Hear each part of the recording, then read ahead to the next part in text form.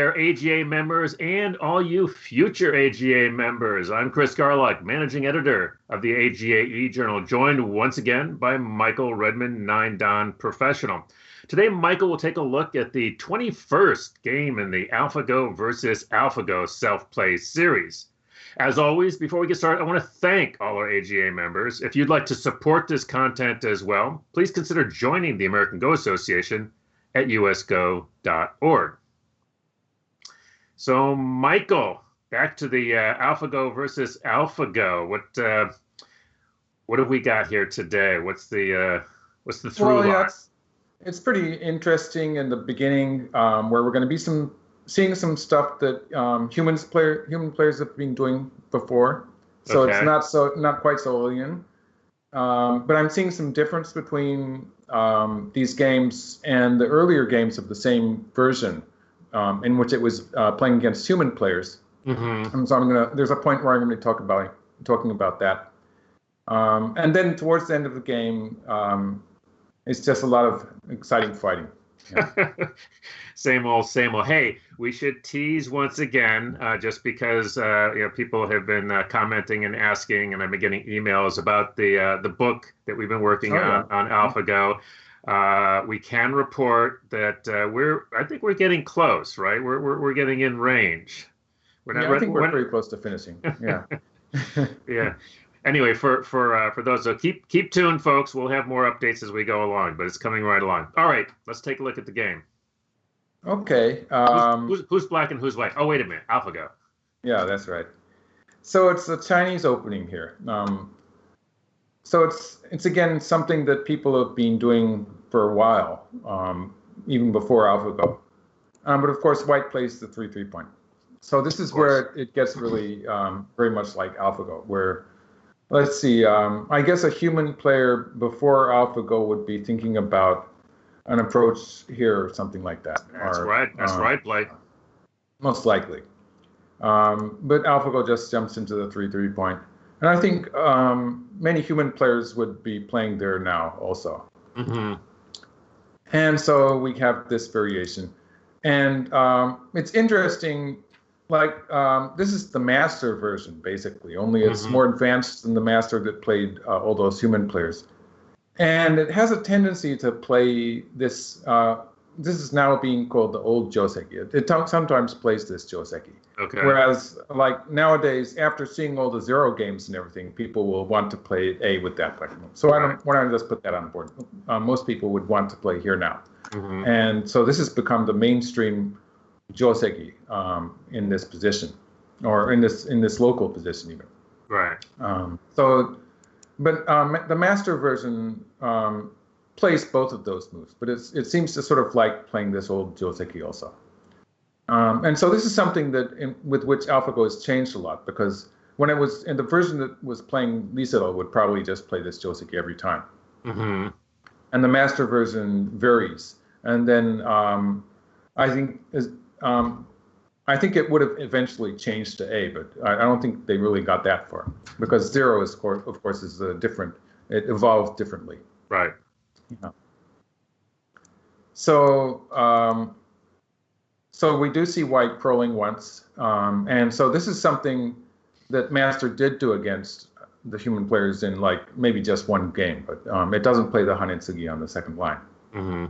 And so this is the move I'm talking about. That was the old Joseki, but AlphaGo just doesn't do that.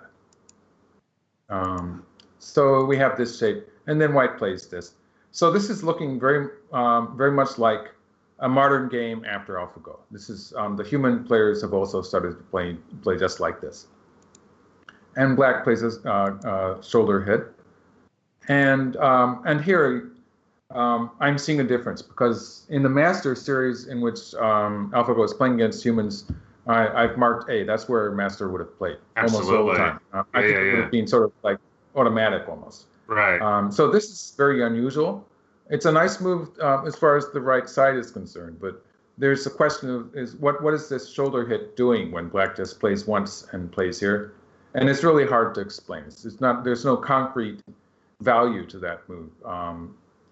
But jumping here on the fifth line on the right side, it's putting a a stone in the center of black's moyo, and it's going to make it very difficult for white to jump in. So it's a move that would be one of the moves that I would be thinking of in Would the you game. call that a thick move? I mean, just that whole right side feels very nice for black.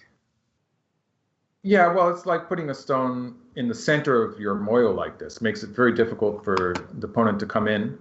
Right. Relatively difficult anyway. And so it's a very strong move as far as surrounding that area is concerned. Right. Whereas if black had played at A, why don't we just put a stone there?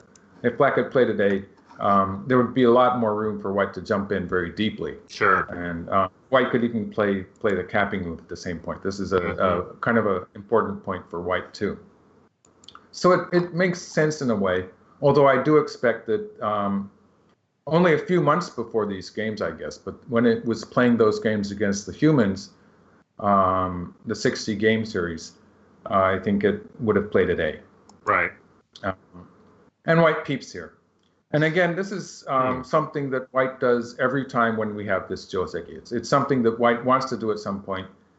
And it's very rare that black will simply connect at A, because if black connects at A, it's just a profitable exchange for white. Sure. But we're seeing here, it's very interesting, this way that black played. I love that. It's probably a very unusual case. I think it's the only case I remember from the AlphaGo games in which black played this point. Whereas you see I've marked A. Right. Usually black plays from above at A or could play something on the right side.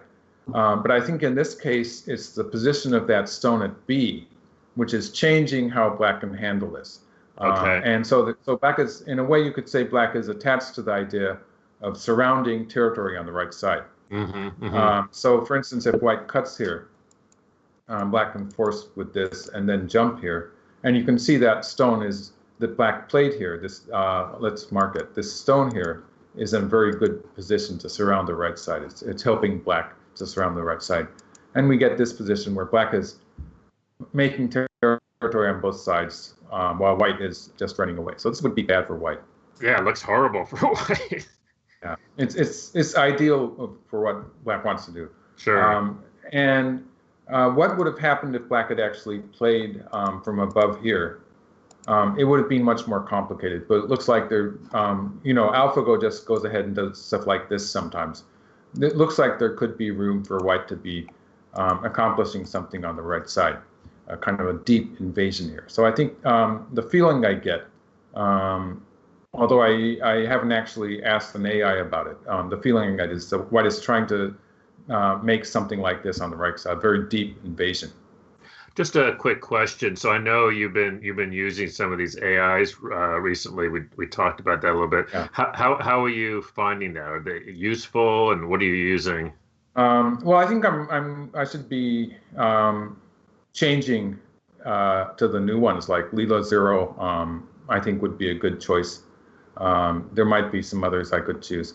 I haven't actually done that yet, so I still have Zen and another AI called AQ, which are weaker than Lila Zero. Right. So I take their advice with a grain of salt, you might say. I don't really.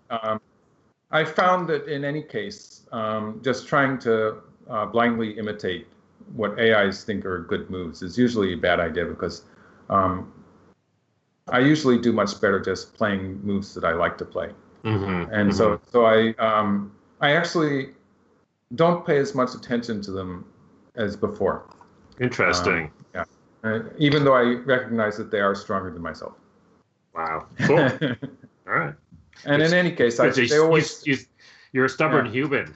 Yeah, I'm a stubborn human. I'm going to stay that way, I think. And it's very difficult to successfully implement these moves that AlphaGo likes to play. Yeah. So I choose the ones that I like, and I'm okay with that. Okay. All right. And so black is And so the reason I marked up that wall there that black has is that the idea is that black is sort of pushing white against that wall. But white's just played this peep here, and so one would sort of intuitively expect white to be doing something with that stone. But it didn't happen. Kakashi? Well, it's really strange because it doesn't make sense. There's no human logic for this exchange here because white has just played this move, which was an attempted forcing move, Right. and black has surrounded it, is trying to attack it from the outside, Right. which means that when white plays from the outside again, let's mark the exchange. This exchange here is probably, it looks like it's going to become mochikomi. It's a move that's inside what's going to become black's territory. And we're going to see that happen. Black surrounds the whole thing. And so white's played inside there, and black has captured it without actually answering that move. It seems very odd. So it's kind of a wasted stone inside black's territory, which is not accomplishing anything. And black got this extra stone on the outside, which is making a boundary for black's territory. And so it's a kind of a textbook example of a failed Kikashi here. But don't worry, we're going to be seeing stuff happening with that stone. Okay. I'm not so worried. just save that for a little bit worried. Because I think part of the idea here is that white gets this exchange. Let's just unmark those two stones and mark the white stone. More than the one stone that's against black's wall, this white stone on the outside here. Yeah. The idea is that white got this stone in the central area of the board, which is reducing black's potential to expand into the center. And so this stone is sort of on the outside of all the black stones. It's relatively difficult for black to kill this stone. Right. So if we assume this stone is going to stay alive, then it is reducing the scale of what black would like to make a moyo of. Playing a move in that somewhere in the center for black would have been a big move. So white is reducing black with that move. And so basically this one stone is what white got out of that exchange, the whole exchange there. Mm-hmm. So white has reduced black's potential in the center at the price of giving black some concrete profit there, but by losing this one. Right. But we're gonna see that stone come into action again. Okay, so white plays here on the lower side, on the lower right, and I put a mark at A. So this is the move that white is aiming at next. And so I made a variation to demonstrate like that because black actually, actually the game is going to demonstrate that. So black actually has two directions to play. And in the game, black played a pincer. So we're going to see white jump into the corner just where I said that white is hoping to play. Sure. Otherwise, black could have played here. This is actually a variation of this opening, this position in the lower right corner when white plays this kakari from the outside of the Chinese opening. And black can make the territory by playing this move. I was going to ask about that. I mean, that would seem like sort of a natural move to me. But, I mean, for me, it feels tight. I mean, I really like the pincer. It's a bit tight, especially partly because black already has this stone here, which is going to make a difference in the game variation. Right. And so it's going to become useful. There's also the fact that, like, if you expect white to push here or something, then this is actually fairly. Let's see, where's the black pincer? It's fairly effective for black because black can actually attack white after getting rid of the danger in the corner. So this would be good for black.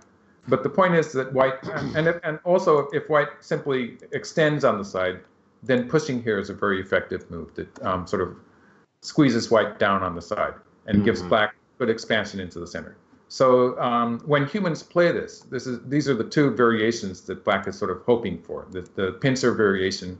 And the point where black pincers, the exact placement of that pincer can change depending on the board position. But in this position, I have a feeling black wants to get close. And pushing here is usually a very effective move also.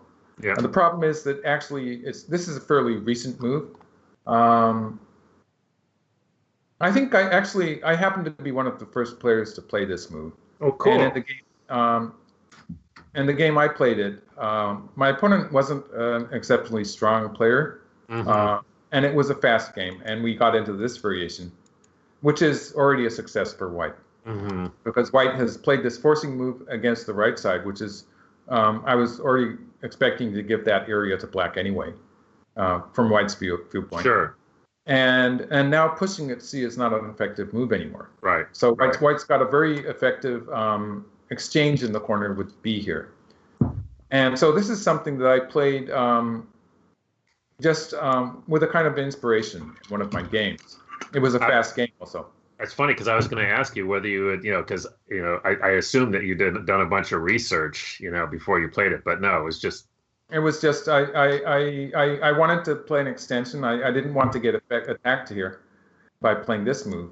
And of course, I saw that this would be a very effective move. So it was a situation that we've seen before, and I just had this sudden idea that I wanted to do that. Cool. And it turns out that it might have been actually more like 20 years ago, because after that, there's been an abundance of games where white plays this. And when the stronger players, the title holders and people like that play this, almost always black plays the Hane here. I wanted to ask you about whether that's possible. And it gets into this very, very complicated fight. But it's actually pretty straightforward in that if you can read it out, then there's just one variation that the strong players play. So white's going to cut here, and black's going to curl here, because otherwise, like if black does something simple like this, then white's going to get two forcing moves here. And, the latter happens to be good for white. Sure. Even if it wasn't, white would be getting a lot of forcing moves here. So black wants to curl here. And the idea is that if white is going to be very defensive here, then black's going to get a very effective. Right. This is going to be efficient for black. So white's going to counter with the cut here and playing forcing moves here. And white's going to try curling once here. And it's kind of a double threat, because white's threatening black in the corner as well as on the side. Right. And black's going to handle that by sacrificing a stone here. And white will actually grab that stone. Like at any point, white can force from the outside at C. That would not be good enough. It would be too much territory and not enough effective for white on the left side of the board, on the left side of the floor side. So it's not good enough for white. So white has to continue in the corner now. And we get into this fight where black eventually has to add a stone on the side, and white will eventually get to live in the corner. And so this is the kind of variation that has actually happened in games, but in this position, it really works very well for white, actually. So as far as I can tell, this is a pretty, it's a lot of moves that I've added as a variation. Let's see, it's something like 40 moves. Yeah. But it's pretty, the players don't really have that many choices, I don't think. So this is going to be good for white. Right. So this is this would be what I call the main variation for what happens if white plays this attachment, and black will probably play here. And it seems to be working fairly well for white. And the whole point is that there's a lot of potential for black to get over-concentrated in the lower right area. Mm-hmm. So it makes sense, again, for black to be playing this. And so this is where I'm saying it looks a lot like Huon players, because Huon players have been doing a lot of, even before AlphaGo, Huon players were looking at this position where black could play a pincer, play this move. And all of the variations I show are actually, these are variations that humans have worked out. And we're seeing that the AlphaGo is doing the same stuff. And we're going to see that in the game variation here, because white plays the attachment and cuts. And so this is, actually, it's looking almost like a joseki. But in this position, it's not good for black to play the textbook variation, which is to play here and to play here and break through here. So this is a variation like, if we assume that the black 3-4 point is in a different place, like if it's here, then we can get into a joseki like this when white plays a large knight's approach move to the corner, if black has a stone. And then we get into the same position when we get into this, when this happens. So it's as if black had played a pincer after white had played a large knight's approach move. I see. And so this is actually a joseki here. But when white gets to live on a large scale inside the corner here, actually this is not very effective for black, because white's alive just about in the corner, and all these black stones that I've marked are sort of pointed in the wrong direction. Like the lower side is not an area where black is going to get a lot of territory. This whole exchange here has actually weakened black's position on the right side. So if black is just leaves it, then next white's going to be jumping into the right side too. Wow. For instance, with something like this, a pink. Yeah, that seems like a good place to start, right? Yeah, and so this is just everything is the wrong direction for black. So it's an example of a joseki that's bad. And so black plays here. So this is sort of interesting because we saw a very similar fight in this corner in a game that I played against Akiyama. And I think it's about this time that it's published. So people who are watching the videos as they come out have seen this fairly recently. Oh, cool. And so black plays an Atari from what might be called the wrong side. But when this happens, white doesn't really have, it's the fact that black has all these extra stones in there, like these two stones here. It makes it very difficult for white to get kind of a good shape. So if white does anything to try, if white tries to do anything with the two stones on the outside, it's going to be bad. For instance, let's see. I got rid of the variations here. I didn't want to confuse people. So white does a very straightforward. Let's just show you the game first. Playing very simply to live in the corner. And locally, this is usually bad for white, but because black does have that extra stone, the marked stone there, which is becoming sort of superfluous, it's okay for white in this position. It's like black is slightly over concentrated. If we just look at the corner, white's given a lot of stones on the outside in return for a small life in the corner, and is playing a lot of stones on the second line. So usually this would be a bit painful for white, but because it was an area that black already had a lot of stones in, it's okay in this. I think it's about even. Right. So it's a lot better for black than this, but it's about even.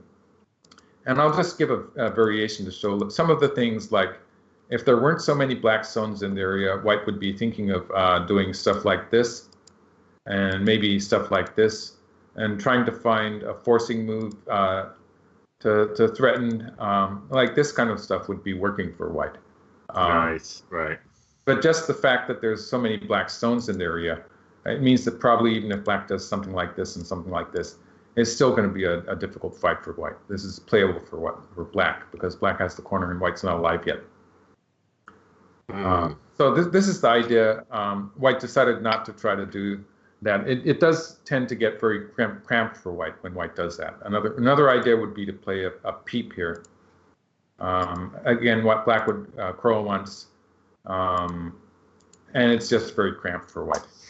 But I mean, white's coming into black's area, so it seems white's strategy is probably to settle as quickly as possible, right? Yeah. I mean, what you don't want is just like this white ugly shape floating around, just floating out into the center and just making a lot of trouble for white. That would be bad.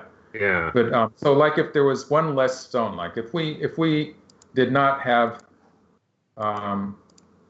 if we didn't have this marked stone on the board, sure, then there's a number of things related to what I was just showing you that white would be thinking of. Right. But it doesn't really work with this extra jump here. So that's one of the things the jump is actually accomplishing here. So white simply lives in the corner. And I'd call this an even result. Like locally, it looks a bit painful for white, but black is slightly over-concentrated in the general area. So black jumps finally. Finally, we get the master move. We're so relieved. Yeah. And white plays here. So this is a really sharp move, you might say. Fascinating move. Yeah, what's that about? Yeah. It's making a threat, and at the same time, it's very light still. So white hasn't become heavy yet. And black plays like for instance, it's pretty obvious that, let's just play with the variations. It's pretty obvious that black can't push through here because black would just lose 3 stones here. Right. So that's pretty obviously bad. And again, pushing the other side would just give white a potential ladder here, which actually works. So the ladder is going to work for white. So that's going to be good for white too. This ladder here, actually, it is a ladder. It's a working ladder. So this kind of direct reply is not working for black. And black plays a honey underneath, basically cutting white off from the cornerstones. And so if white continues here, Now, if white gets greedy and continues here, it's going to gradually get heavy. So the game move actually was white played away into the center, which is this is a very educational move. So the way AlphaGo is playing in this game as white is actually this is stuff that a strong human player would play, and it's stuff that I would be willing to copy as much as I can. Well, the combo of those two moves is really beautiful, right? Mm-hmm. The sharp. fact that it's a good example of how you don't want to get too lopsided in your play. You want to be looking at the whole board at the whole time, and right. this is in effect this is what AlphaGo is doing. Even though we have to remember it's a computer program. Of course. Right. It's not thinking the way we are, but it's something that is very easy for me to interpret into human thinking. Because just to give an example, if white does extend here, black can force with this, and that fixes black's problems with the two white stones there. And then black can play something in the center. Right. So we're going to see white, now we're going to see white playing a lot of moves on the lower side, which is very low value actually. And the whole center is going to be a big moyo for black. So this is what white should not do, and this is very clearly the right idea for white. So it's a move I really liked. Yeah, me too. And it's one of the rare cases where the moves are stuff that I can understand relatively easy, and it's giving me it's a good example for me. I'd say. And so black plays this forcing move, and plays here. And again, this is also a fairly important move because white actually with this move, white has a kind of a threat. Like if black plays away, something like this, white will play at this point too. And so white is moving in from the center to reduce the size of the lower side, and is always looking at the potential of moving out with these two stones. So white's still looking at these two stones here, and looking at potential to move into the right side in relation to that. So these two stones are cutting stones. So white still wants to have some ideas of saving them at some point. But white is actually doing it in a gradually, just moving in from the center. And if white can make these stones in the center and sort of engineer them into a fairly strong group, then the overall position looks fairly good for white. Because if you look at the territories, you can see that white does have 4 corners and has a lead in territory. Yeah, I really like it, except for that one, the peep that then gets tanuki'd. I'm actually really liking white sort of dodging, light play here. I don't know. You're going to see what happens there's still stuff that happens with the peep. Good. And it's sort of, I sort of question it a little bit still, but it does have its values. All right. So white plays once here, and this is just a kind of a probe because black is just protected here. So white's asking kind of a question: how is black going to deal with this? And when black does push here, which is the most straightforward move, white does have some potential to live on the lower side, which is small, but just because black has already invested a stone here, this stone here, white is sort of giving up the potential of doing something there because that would be greed, you might say. Sure. And so white's just getting a little reduction from the lower side, potential reduction there. But it's nothing really serious, and white's not going to try to do anything with it immediately. And so white plays here. So this is where it gets starts to get a bit crazy because that's what we want. Yeah. So you'd expect black to be extending here, right? Yeah. Actually, covering here is a bit. No, he didn't do that either. It didn't do that either. This is another point that is sort of you might think of, but it's not important yet. There's this move. Well, what else would black? I mean, if you were going to tanuki as black, what would you be looking at? What's big? Okay. Let's just do this variation. I think white's going to cut here now, and black's going to answer on the side, and white's going to just play some forcing moves from the center in this case. And the idea here is that black is not really getting that much on the upper side, right? On the top side, and white is just going to strengthen the center group, the group in the center, and run away with the lead in territory. So that's white's idea. And so what black did in the game is black actually pushed through here. And this was sort of counterintuitive. But you can see white, so that's why I came up with this variation where white's just building on that group here. Right. Because I feel that this would be a position where black would have to continue surrounding the right side, and it would really define how much territory black can hope to get. And so it would mean that white's advantage in territory would be pretty conspicuous in this game, I think. Right. And so I think this would be a bad variation for black. Yeah, and the game move, I've had my eye on that for a while, and I've been assuming that playing that was just going to be, white is just going to throw away the stones and get an outside position, right? So white's going to sacrifice stuff, but the point is that it's taking away white's eyes. It's preventing white from making eyes in the immediate area, and so it's setting up an attack next. Okay. And actually, white cuts anyway, and now white plays here instead of playing, like the intuitive move would be to just play a Hana here. Sure. But this is really interesting, and the story I have for this move is that it's actually putting a friendly stone on the upper side, and we're going to find out that this stone is actually fairly strong. Mm-hmm. And so this is a stone that's going to be lending a hand to white stones in the center. Right. Right. And so it's a kind of a tempo move where white is sort of inducing black to break through here, to cut white off from that stone on the upper side. And so white's making a flow where white can run out from the center. So it's an A, B, C and so A is making Miai of B and C. Sure. And those two mark stones there are what makes that stone at A so strong. We're going to see that in actual game, because white's going to use those two marked stones to squeeze black a little bit. Mm-hmm. And so now black extends. So this is the game variation. Wow. And white plays here. So this is where white is making use of those two stones on the right. And it's already starting to look like those black stones, the four black stones, are in a bit of damismoria, lack of liberties. So black pushes through once, and white covers. So now, actually, what black did was black backed off. So white had an connect on the side, which makes a big difference, obviously. So the question is, what happens if black cuts what off? I was just trying to read that out.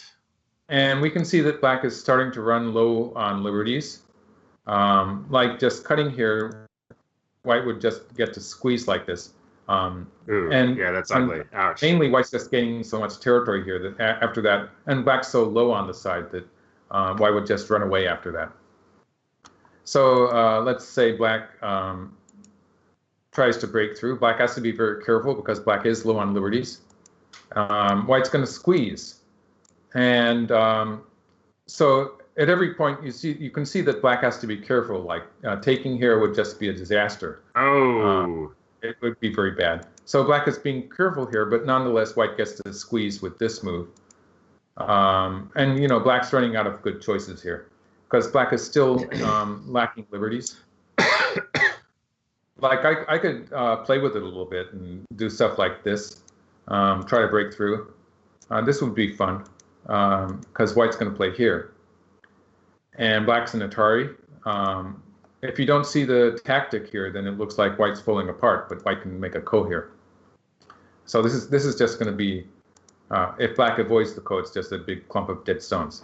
Oh my God. So I'm sort of looking off here, but yeah.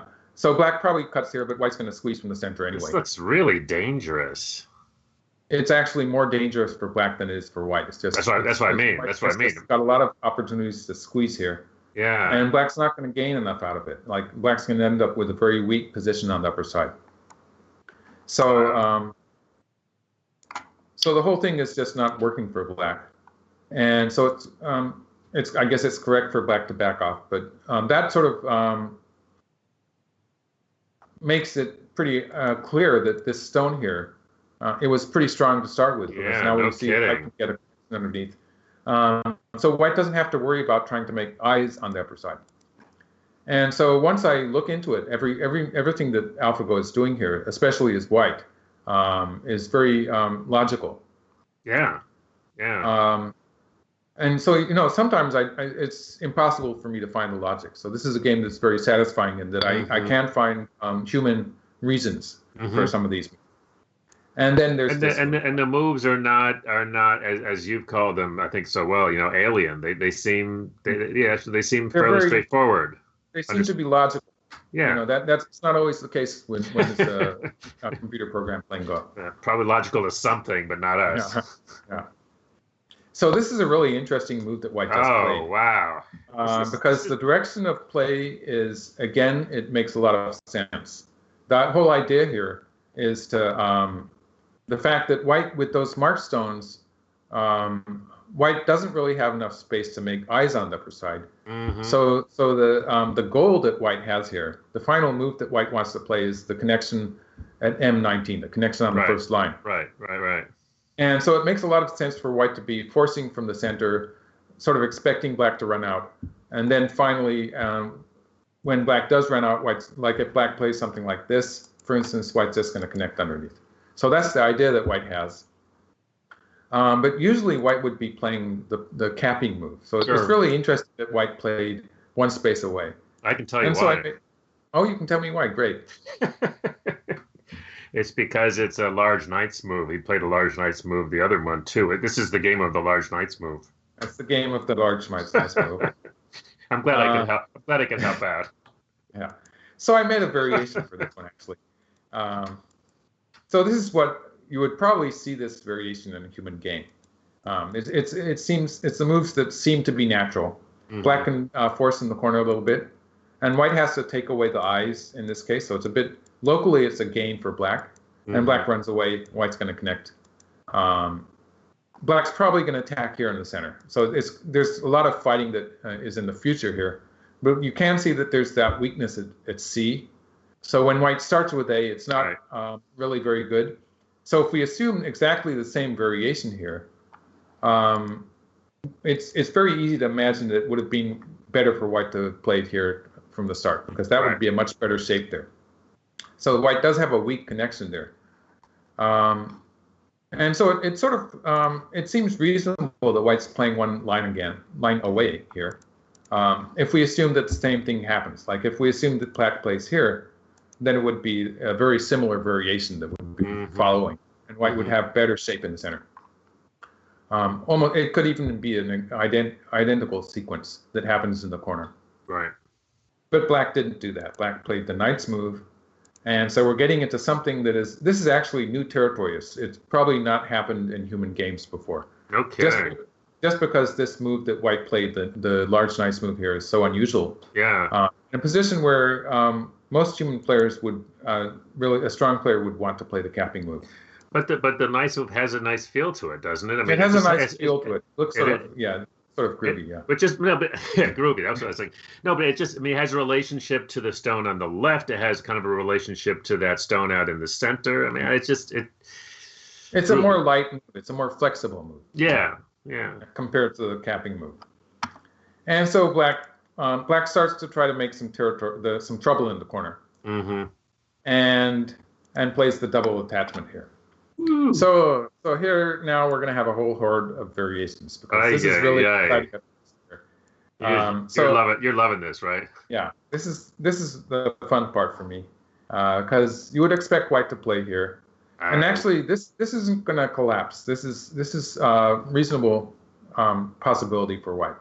Black will cut here. Right. The point is that black's going to be able to live in the corner. White will probably play here. And eventually white has to push through here. This is the only choice white has. Nice shape, by the way. Yeah, beautiful shape for white. Yeah. So black's going to get these forcing moves, and black's going to live in the corner. And so I have reasons for each move. It might be a bit hard to follow, but this is what I expect to happen. Black has a nice territory in the corner. Right.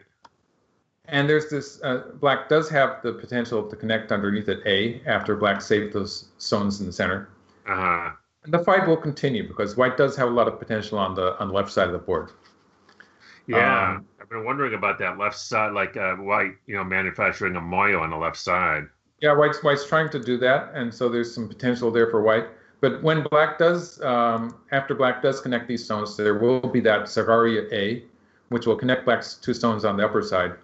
And so white's not really gaining very much territory out of this. And we have to remember the upper left corner has just disappeared. That was looking like a white territory at some point. So this seems to be the idea that black has. And so white actually tries to deal with that by playing a honey underneath. And so I doubt that you can guess where black played in the game. And it's a really interesting move. Well, I assume it's not the 3-3. 3-3 point is like a mundane move that human players would think of. So I think I actually have a variation for that. So you're not really off the mark. I just mundane. You just called me mundane. Yeah. Well, it's like this is the move that would usually be played with ideas about the 3-3 point. Right. And so it's a very normal thing to be thinking of, actually. If black plays here and plays a 3-3 point, this is actually a lot better for white than the previous variation, because all of this stuff that black did on the left side to prepare for the 3-3 point is negative as far as territory is concerned. Black's losing a lot of territory here when this trade with the corner happens, because white's going to play a honey at A later, and black's going to be squeezed down to two eyes. Right. So that's really painful for black if that happens. And we can see that black is going to have trouble escaping with those stones towards the center. And so this is going to give white more potential for a big moyo on the left side of the board. Right. So this is a variation that looks like white's going to get that. So that's one. Another big problem that comes to mind is what happens if black pushes through here. So this is maybe the more exciting variation for black. White's going to play a honey here. And so it doesn't work after this. It's really frustrating for black, because black would like to be able to push through. But at this point, for instance, cutting underneath would just not be good enough. White would be having opportunities to make a big territory on the upper side, and black's still very squeezed on the second line there. So black would hope to cut here and curl around in the corner, and like what's happening with the semi, it just doesn't work because white has this tesuji. Maybe you see this coming. Yeah, I mean, I sort of half see it, but it just all just feels bad too. Well, it's a dangerous position for white also, because obviously if white plays here, then the three stones on the side are in danger. So white has to fill a dame with every move, but white can actually do that, just squeezing around like this. So capturing the stones. Oh dear, yeah, that just collapses. And it's a kind of a trade. Black can make two eyes, but it's just too easy for white to surround the left side now after getting such a strong position. Yeah, that's too good. So that's too good. So black can't do that. So actually, like, if you run out of things to do, your idea for a 3-3 invasion might seem to be the best idea for black. It's what I would expect from a strong amateur player. Right. And like it's a lot. I think I would expect it from a lot of pros too. So we see this move, like this. Well, that was going to be my next thought. Oh, great! Yeah. No. This has never happened in professional play. I don't think this invasion in the corner. I haven't seen this invasion on a second line against a star point corner before. So it's maybe a new move, a new shape. Wow. So cool. Yeah, no clue. I mean, all right, explain this to me, because that just seems. I mean, honestly, my other thought was just a simple Hane underneath, maybe looking to do something, but that's just not good enough. I really like this move, but I have no idea. Well, just to give one more variation, the idea here is that I was showing white playing this one and black scrapping the corner. So the idea behind this is that if black pulls back, white can connect up underneath here. And so the white is protecting the corner. So as a tesuji, as a shape in itself, this Hane underneath has happened in similar positions, but never in this corner position with the star point. Right. And so this move here, just to show you what happened in the game. The game itself is. Can I just ask? So, what did you think when you first saw that move? Well, it looks like it's going to drop off the board. It's a click or something. Yeah. And so the game is actually fairly simple. White backed off and black connected underneath. Right. So what's happening here it's actually something is happening, because if white cuts black off here, now black's going to push through. And you can see that extra, before when black was pushing through this variation, black was just collapsing immediately because black could not save those 3 stones. We went through that. So this exchange here is working very well for black. When black pushes through now, black can save everything. Black's going to cover here. There's still it's still an interesting position, because white still does have that that move here, which can push through and break through the black shape. Although it is an empty triangle, it's going to be very effective if white plays there to escape. So this is going to continue with black covering that point by playing here. Right. And white has to find a way to escape on the side. So white's going to play here and clamp here. White can actually escape. But you can see it's very cramped for white. And black's actually already alive in the corner now. Right. And so black escapes in the center. White's going to have to add a stone here. Black's going to add a stone in the center. So this is what I expect to happen. The end result is that black is completely alive in the corner. This looks good for black, right? It's okay for black, because white hasn't really gotten any territory on the upper side. Right. And black has escaped with a fairly good shape. White's stones in the center are not resolved yet. And that means that white's going to have to play towards the center now to save those 2 stones in the center. And when I say 2 stones, I'm not really thinking about those extra stones over there. I'm just thinking about these 2. These are 2 important. Right, and so white's not going to have time to surround the left side.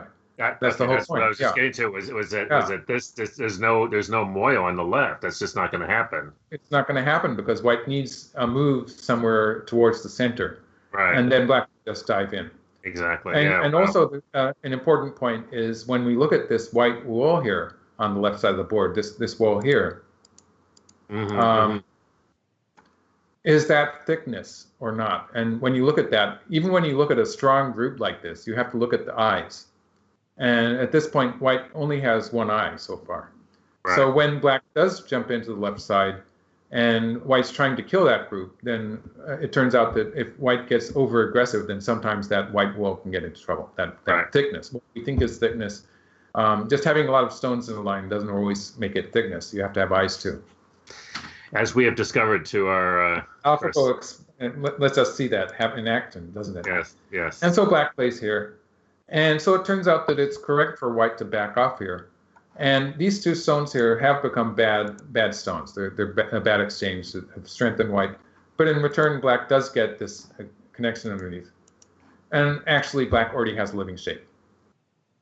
So it's been effective. And we can see that, so the extra value there is that white has not actually saved, let's mark these 3 stones. White has not actually saved these stones yet. So eventually white's going to have to add a stone to those stones also. So what's the balance of territory at this point? I mean, white's lost some territory on the upper side, but... Well, black still has to, well, we're going to assume that the right side is black's territory, so black has something in the vicinity of 30 points on the right side. Sure. And some more territory in the lower right area, and that's about... So white has less than 10 points in the upper right corner, less than 10 points in the lower right corner. So that's about 15 points together. And then I would usually say that the lower left corner is more than 10 points. So let's say that all of that is close to 30 points. And white has some potential on the left side, especially in the upper left area. White already has something close to 10 points. So if we just ignore the whole left side, then I think black has a lead in territory. But white does have a lot of potential there. Right. And of course, we are assuming that the right side is black's territory, which is what usually would happen. Yeah. Right. But I'm gonna assume that is not the case. I mean, that's just because you're getting used to AlphaGo, right? I know, right? You're expecting some surprises there. I am. Okay. So white plays the wedge once. This is a move that usually is combined with a connection next, but of course AlphaGo doesn't do it that way. White's eventually going to connect a day, and for the time being, it's not worth it for black to spend a move there. So, like this would be called a bad exchange when black captures a day, but AlphaGo doesn't care. It's another point where a human player is. I'm sort of bothered by the order of moves here.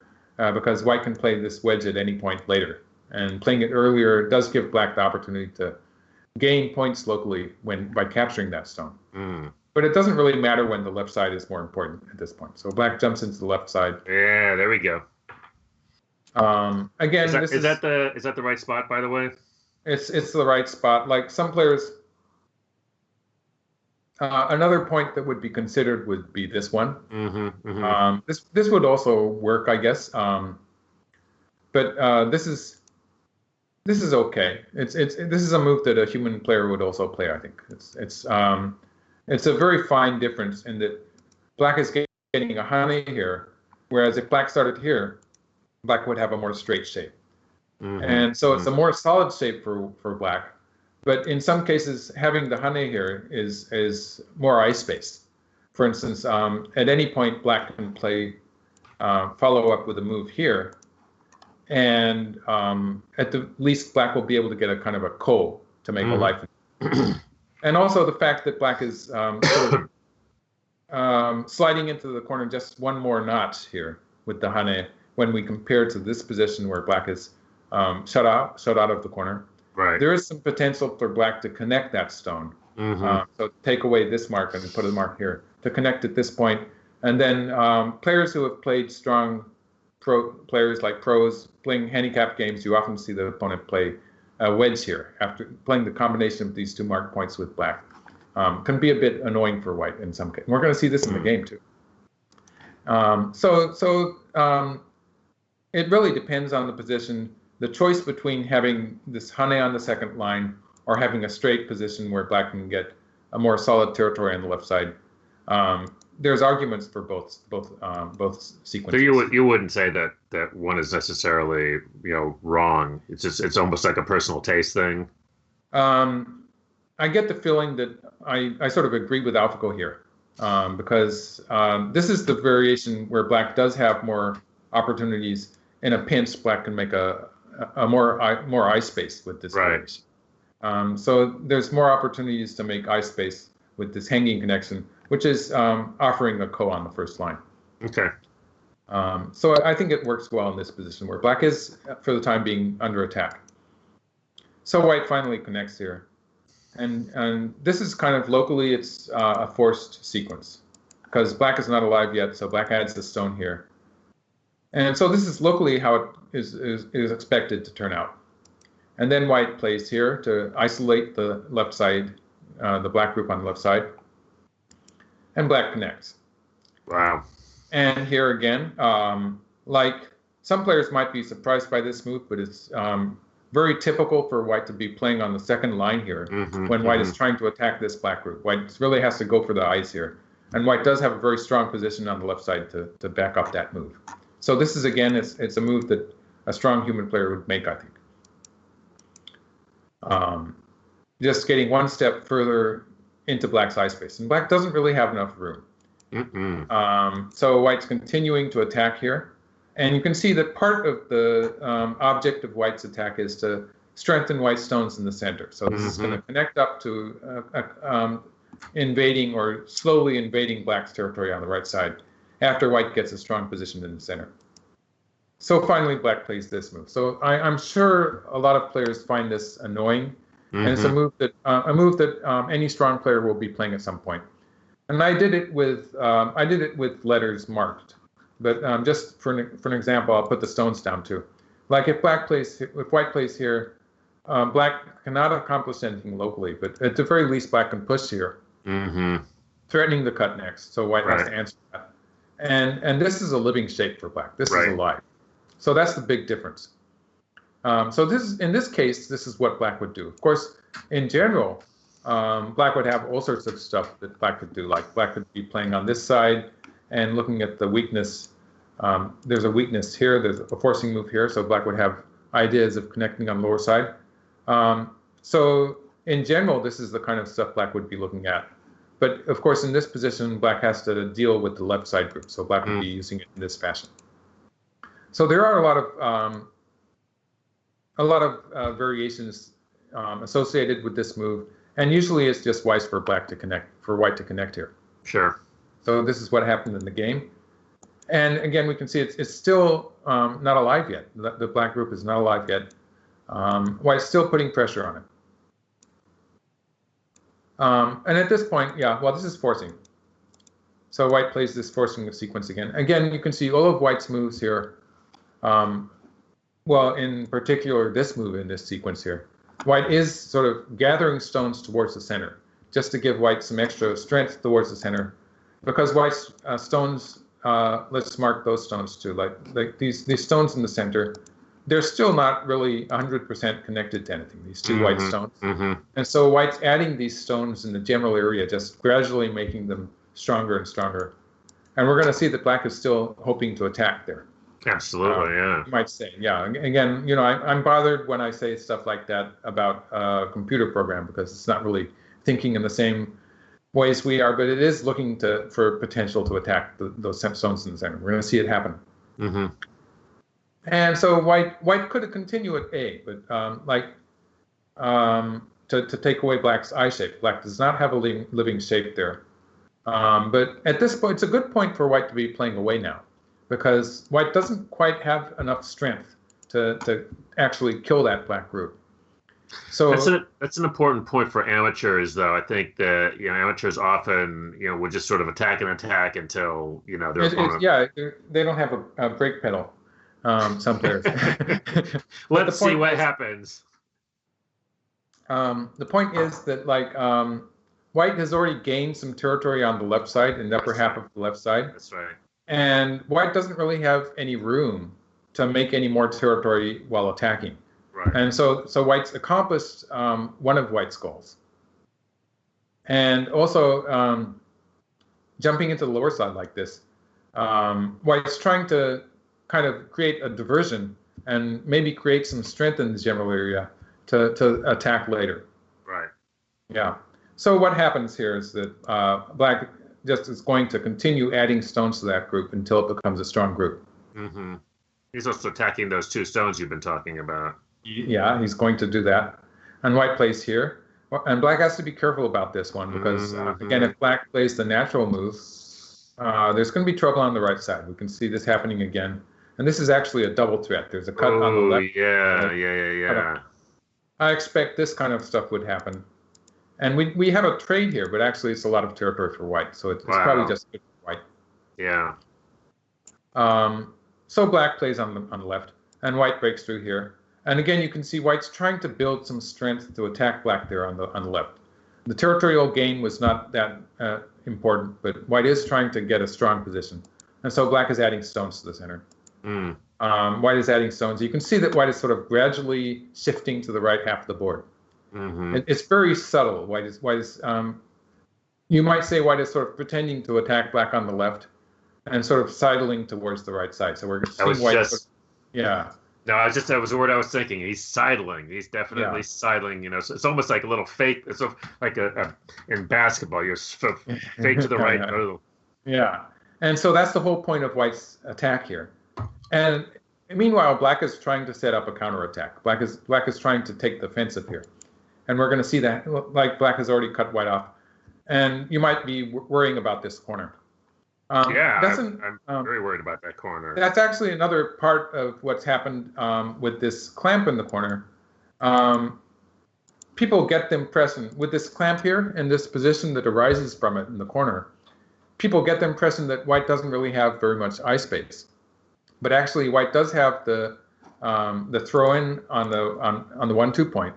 And white can get a lot of squeezing potential out of that. Right. And the result is that white's going to be able to make eyes. And we're going to see that happen in a rather surprising fashion, the way white makes two eyes in this group. But black is sort of trying to attack there, but and on both sides, actually. So now white just cuts here.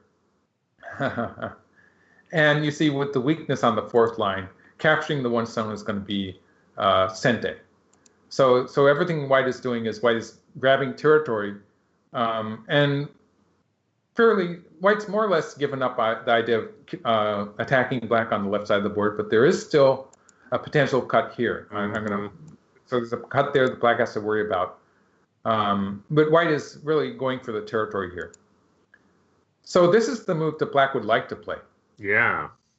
on the right side. Absolutely. But there's another thing about this move. White is putting pressure on black because when white curls here, this is really annoying for black too.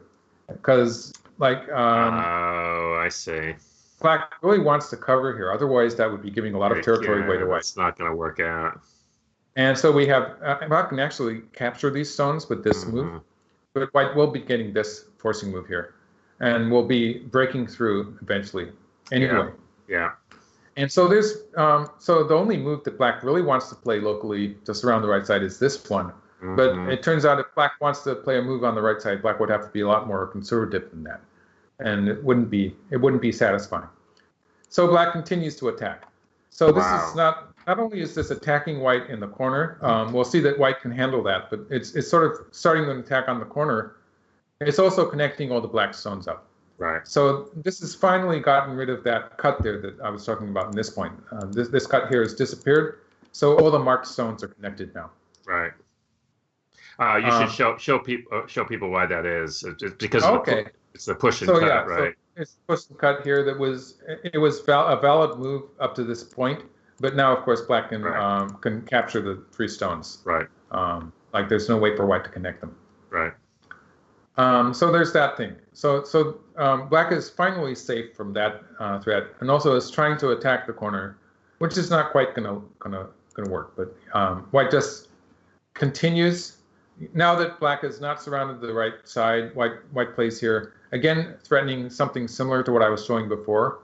Like if black plays here, again, white can just crawl here, and white is threatening to save those 2 stones. Like it's really annoying. It's going to take away a lot of the side territory. This is something like 10 points difference from it not happening.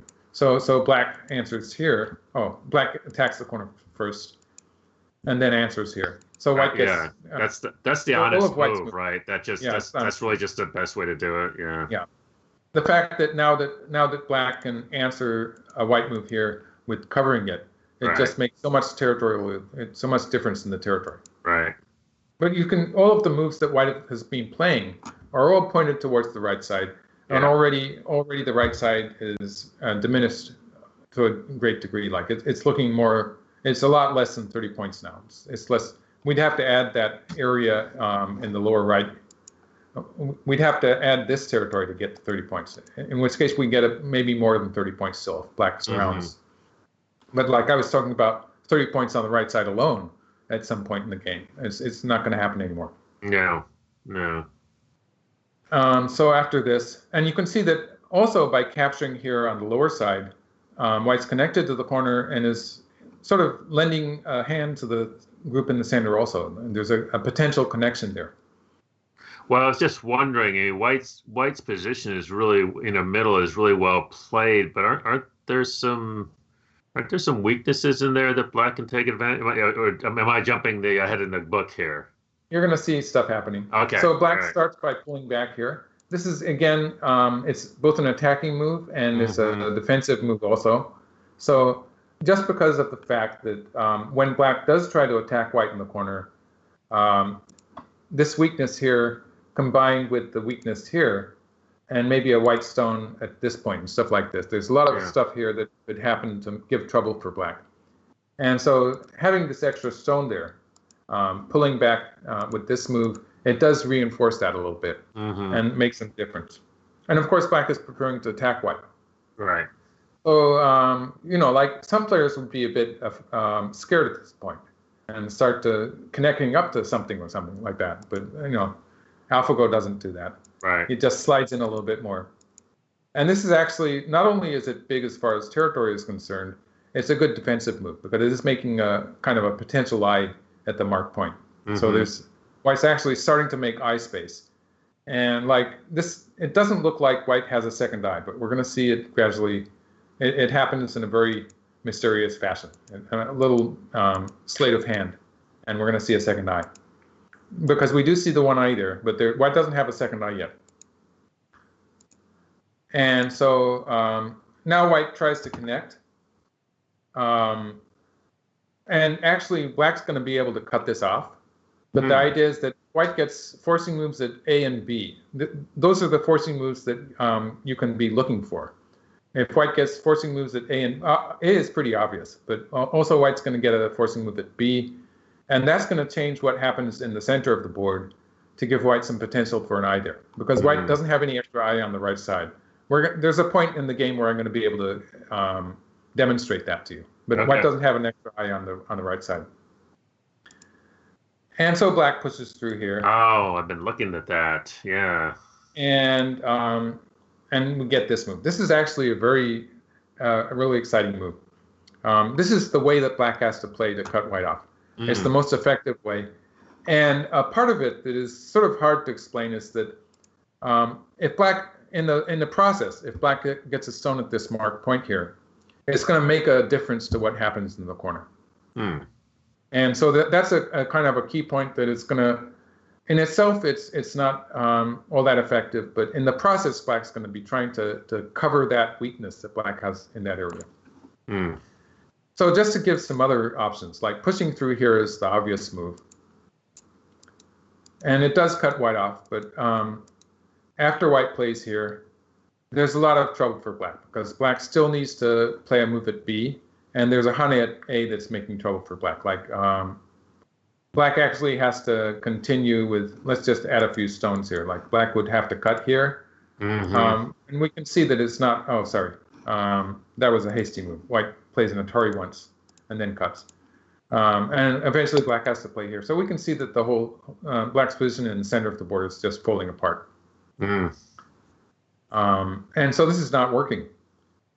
So to go back to the start, if black plays here, this is slightly better. Black can push through here. And again, white's actually going to dodge to the left, because if white plays here, then if white plays here, then this is slightly better this is better for black, a better way for black to cut white off. So white's going to dodge to the left, and white does have this potential to, again, white has potential with moves at A, moves at B, and moves at C. So like if black continues here, white's going to continue here. And like, for instance, just to give this kind of example, shows how black has too many things to fix, to cover, to be able to handle this. So black starts with this move. Sweet. And typically white plays away. Like it's not going to make it obvious what's happening. But of course if black not. plays here, if white plays here, black can play here. And the point is that black gets to start this cut with an Atari. So that's the basic variation. We're going to see white do a little better in the actual game. So white plays here, and white plays here. Interesting, right? And then black plays this move. So black has accomplished the cutting sequence and is looking at an attack at A. And white answers that indirectly. This actually gets rid of the potential of black playing at A in a very unusual way. Like you would usually expect white to be playing that move at A. Yeah. But white is, absolute sente, right? for the time being, white is saving those two marked stones. So what happens if black plays here is the question. White can play here. Still doesn't look like it's alive, does it? Like white has maybe one eye. Maybe. But it's really funny because white has two eyes already. That marked stone doesn't have time to escape. That's right. That's right. Like I could add moves to it. Like black plays here. It's just going to be a dead clump of black stones in there. Oh and my so God. you can see that's the whole point of having this stone here. It makes the difference. And so this is a double purpose move that saves the two. And you know the idea of just backing up here, making what looks like a false eye, almost. This is the way that white can live without a ko, because of course covering here would probably lead.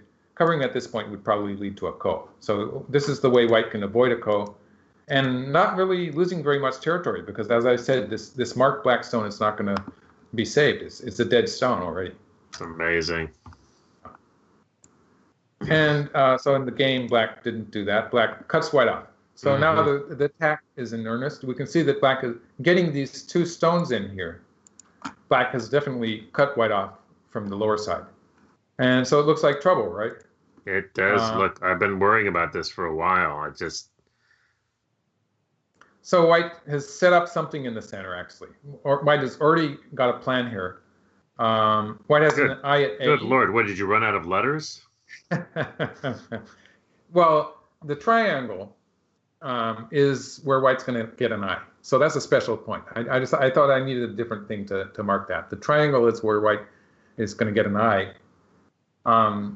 And so I should have made a variation, shouldn't I? But actually, the reason I didn't make a variation here is because I made a variation to show white doesn't have an eye on the right side. This is where I'm going to demonstrate why this is a false eye. White can force here and make an eye. What looks like an eye, it's not an eye because that's clever. Yes. Black just make it a false eye. That's beautiful. So that point at A, that stone at A is going to become a false eye for white. Yeah. So that's my explanation for why white has only one eye on the right side of the board. Mm-hmm. But white's actually going to use the potential connection at B to make forcing moves at C and D, and then E. And we're going to see an eye form at that point. Oh, my God. But white doesn't start. White's going to be taking some more territory. The point is that this doesn't actually happen because I had to figure that out for myself. It wasn't all that difficult, but, it doesn't happen because AlphaGo just threatens to make an eye on the right side. And at that point, black gave up to trying to kill white. Wow. And so just to make a variation here, like if black plays anything on the right side, let's make a variation with this move. We're having black, for instance, play here. So that's just one eye. Like black could play here and here and here. That would be just one eye. Right. Black might have to make some preparation because there is a kind of a little bit of a there's some bad algae with the cut here, but we'll just assume that's not going to be a big issue. So white's going to continue with white can, for instance, continue with this move, and black can cut with this exchange. And this is already it's a lot of trouble because white can get more out of this actually, but at the very least, to make it simple for the first time, white can play this exchange. And sorry, that's the wrong order. I messed it up already. Yeah. Okay. But white has to. Yeah. Yeah. And actually, what's going to? So the idea is that white has these forcing moves that can make an eye there, like this. Oh, sorry, not that one. And then make an eye here. So if white does it but actually white can get more than that because at this point white can squeeze from this side. And so it's actually more trouble for black. Black actually loses the 4 stones. Oh gosh. And so when white squeezes from here, it actually is, and it's the same thing if black plays this way, because white can just capture the 4 stones again. So it's not even just that one eye. It's getting the one eye at that point that I was talking about. Let's see, I was talking about it here. Getting that eye at the mark point is the very least that white can do. But actually, it turns out that black has too much Damezimari in the center. Interesting.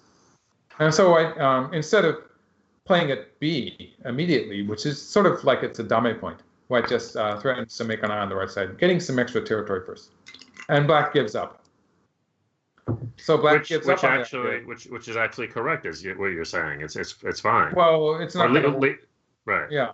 So leave it for later. And so this was it's surprisingly close game because a lot of what white did was working very well. Like black's reduced to slightly more than 20 points on the right half of the board. So black's territory is diminished quite a lot. Yeah. But of course, white hasn't really been getting any territory either. Like the whole, all of white's potential on the left side of the board disappeared to start with. And so this is what white was getting in return for black's invasion on the left side. So white very successfully converted that into profit on the right side of the board. And at this point, I've stopped making variations. My commentary is pretty much finished. Well, let's just go a few more moves to show how white lives in the corner in the actual game. Black eventually does get around to attacking with this move. And again, we're going to see the same variation there. And white's alive. It's just like, this is how it turned out. Right. After this, White did a lot of weird stuff. And again, it's a case of AlphaGo not caring what the margin is. Sure. And so both players are doing some strange stuff with, let's just skim through it. With a ko here on the lower right area, there are points in the game where White could have just finished that off. But instead, the end game actually up to this point is very, very good. Mm-hmm. It's a very good, well-played end game. But in regards to this ko in the lower right, White lost some opportunities just to finish that position and have a larger margin of victory. Right. I think it's what, a point and a half? Is that what I saw? It was a stone and a quarter. Stone and a quarter, yeah. And so that's actually 3.5 points if it was counted in the Japanese method. Mm-hmm. And so the way White fought this ko, there were mistakes and what I would call mistakes, but it didn't make any difference because White was ahead anyway. Right. So the game, it goes on pretty close to the end of the game. Mm-hmm. And you can see Black won the ko, and White got something on the right side in return. So it was a pretty even trade in the end. Mm-hmm. Only it didn't. Some of it didn't make sense to me. So I think that it did contain what I would call mistakes. Right. But they didn't change the result of the game. No, and it's I mean it's probably not even that useful for our purposes. You know, at that point. But yeah, it's a fascinating game because it really does feel like there's some tightrope walking at some of those key points, and as usual, sort of teetering and good pointing out on some of those potential collapses as well. Well, really... it's doing. The point of this game is I felt that AlphaGo is doing stuff that a human player would also want to play. Mm-hmm. There are some very human-looking moves that made sense to me. Absolutely. And it was just that the execution was so good. It was making them work so well. Right. Was what made the difference. Right. Cool. Well, as usual, Michael, and I think I speak for all of our viewers, thank you. Really appreciate it. Very exciting stuff. Hope everybody's enjoying it. But of course, before we wrap up, I do want to give another big thanks to all of our AGA members and all of the folks who are going to join the AGA. And they make videos like this possible, and we really appreciate that. And if you'd like to consider supporting this content as well, and we really hope you do. We've seen a lot of notes, by the way, from folks who are asking how they can support it. Well, this is how you can do it. Join the AGA. Just go to American Go Association, usgo.org, and click on how to join. So we'll see you all next week, and thanks again.